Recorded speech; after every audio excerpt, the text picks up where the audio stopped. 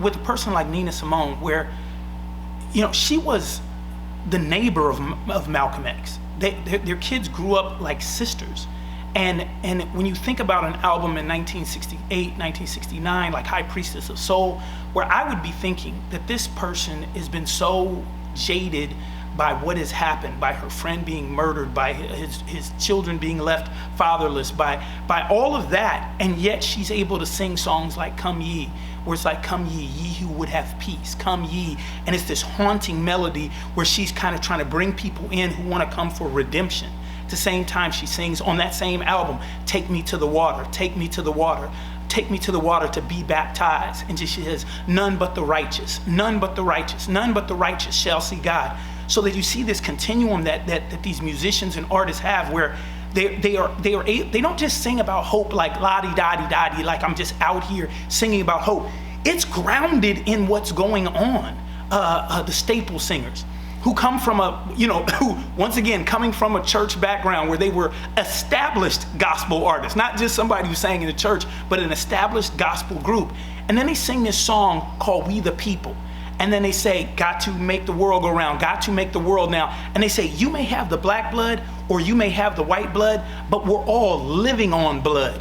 And what they're talking about is this redemptive piece of, like, for Christians, of Jesus on the cross and being able to bring us all together.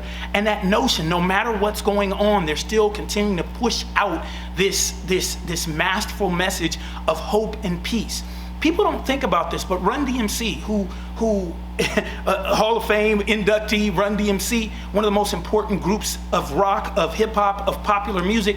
But in their first album, Rockbox, we talk about It's Like That, where it's like that, and that's the way it is, unemployment on a record high. And then we have other songs where they come with things like Wake Up, where it's like, wake up, and it's this tick-tock, tick-tock, tick-tock. And they're like, there were no guns, there were no tanks, no atomic bombs. To be frank, homeboy, there were no arms, just people working hand in hand. It was a vision of peace all across the land. It was a dream. And they're able to push forward and say to everyone who may be having rage that there's a possibility, not the only possibility, but there is also a possibility for this redemptive piece of hope.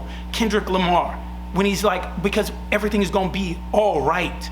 That notion that we've been through, we've gone through, and this is a challenge, but it will not defeat us because we've been through slave ships. We've been through the institution of slavery. We've been through Jim Crow and lynchings. We've been through.